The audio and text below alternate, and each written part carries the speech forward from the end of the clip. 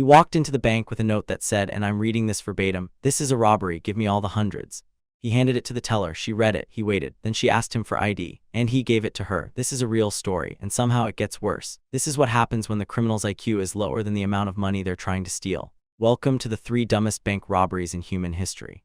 Our first mastermind walked into a major bank branch on a quiet Tuesday afternoon. He was wearing sunglasses and a baseball cap, clearly trying to obscure his identity. He approached the teller station, slid a crumpled piece of paper across the marble counter, and placed his hands in his pockets to imply he had a weapon. The note demanded $50,000 in unmarked, non-sequential bills. It was a classic, terrifying bank robbery setup. The teller, who had been trained for this exact scenario, remained completely calm. She looked at the note, looked back up at the robber, and realized something critical. The bank branch was relatively small, and company policy strictly stated that any withdrawal over $10,000 required an official identity verification and a manager's override. Now, in a normal robbery, the criminal would scream, pull out a weapon, and demand whatever cash was in the drawer right that second. But this guy didn't do that. The teller, stalling for time to hit the silent alarm under the desk, looked at the man and said, "Sir, for a transaction of this size, I am going to need to see a valid, government-issued ID." The robber paused. He actually thought about it. And then, in a move that absolutely baffled every investigator who later reviewed the security tapes, he reached into his back pocket, pulled out his wallet, extracted his actual, valid, state-issued driver's license, and slid it across the counter to the teller. The ID had his full legal name, his exact home address, his date of birth, and his height and weight. She looked at the ID, looked at his face, and said, "Thank you, sir. I'll need my manager to approve this." She took his ID, walked into the back office, locked the door, and called the police. The robber just stood there. He stood at the counter, tapping his foot, waiting for his robbery to be approved by middle management. He waited for a full 8 minutes. He didn't run. He didn't demand his ID back. He simply waited like he was in line at the DMV. When the local police finally arrived, they walked through the front doors with their weapons drawn, expecting a hostage situation. Instead, they found the man casually leaning against the teller counter. When they handcuffed him, he was genuinely outraged. He told the arresting officers that the customer service at this bank was absolutely terrible. He literally handed the bank his home address and waited to be arrested. But if you think handing over your ID is the peak of criminal stupidity, you are entirely unprepared for what happened in Pittsburgh in 1995. Enter MacArthur Wheeler. MacArthur was not a master thief. He was a guy who knew a little bit of science, and a little bit of science is a very dangerous thing. MacArthur had recently learned about the concept of invisible ink. He learned that if you write a message on a piece of paper using lemon juice, the words are completely invisible until you hold the paper up to a heat source. In MacArthur's mind, he had just unlocked the ultimate cheat code to the criminal underworld. If lemon juice makes things invisible on paper, then naturally, covering your face in lemon juice would make your face completely invisible to security cameras. This was not a fleeting thought. He actually tested his theory.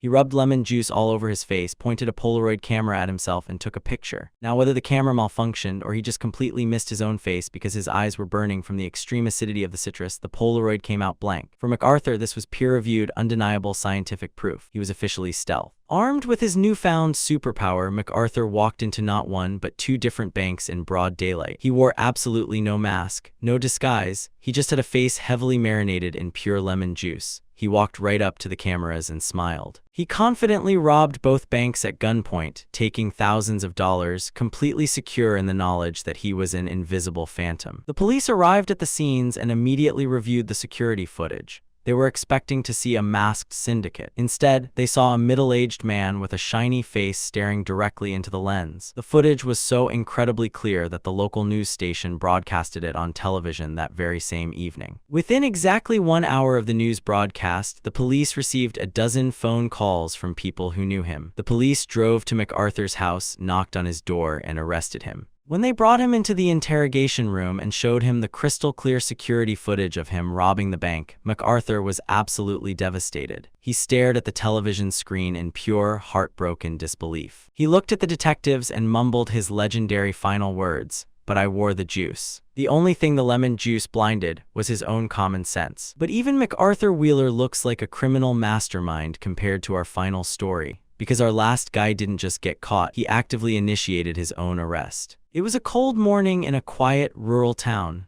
A man decided today was the day he was going to get rich. He spent hours carefully planning his getaway route. He stole a pair of license plates and swapped them out on his car. He parked his vehicle side parking lot, leaving it running for a fast escape. He pulled his ski mask down, kicked open the front doors of the bank, and demanded the money. The robbery itself actually went flawlessly. The tellers were terrified. They shoved tens of thousands of dollars into his duffel bag. He grabbed the bag, turned around, and sprinted out the door toward his running getaway car. Adrenaline was pumping through his veins. He had done it. He reached the car and grabbed the door handle. It was locked. In his extreme nervousness before the robbery, he had stepped out of the car, locked the door out of pure habit, and slammed it shut, leaving his keys sitting right there in the ignition with the engine still running. He was standing in the parking lot of a bank he just robbed, holding a giant bag of stolen cash, staring at his locked car. He could hear the police sirens in the distance. He had no choice. He dropped the heavy bag of cash in the parking lot, abandoned his vehicle, and started running on foot through the woods. He ran for 3 miles through dense brush, completely exhausted, terrified, and totally empty-handed. He eventually made it back to his own house. He locked the doors and sat on his couch, trying to figure out what to do. The police had his car. It was only a matter of time before they ran the VIN number, realized who owned it, and came knocking on his door. He needed an alibi, and he needed one fast. He picked up his phone and dialed 911. He told the emergency dispatcher that he was the victim of a terrible crime. He claimed that his car had just been stolen right out of his driveway. He acted completely frantic. The dispatcher, wanting to help, asked him for the make and model of the vehicle. He gave it to her. Then the dispatcher asked the single most important question. "Sir, do you have any idea where the thieves might have taken your car?" And the robber, panicking and completely losing his train of thought, blurted out, "Yeah, I think they left it parked at the bank down the street." The dispatcher went dead silent. The police were already at the bank. They were already looking at his running car. And now the suspect had just called them on his own registered phone line from his own home to tell them exactly who the car belonged to. 10 minutes later, the police kicked down his front door. He had literally provided the police with the getaway vehicle, the stolen cash, and his own confession, all in one single phone call.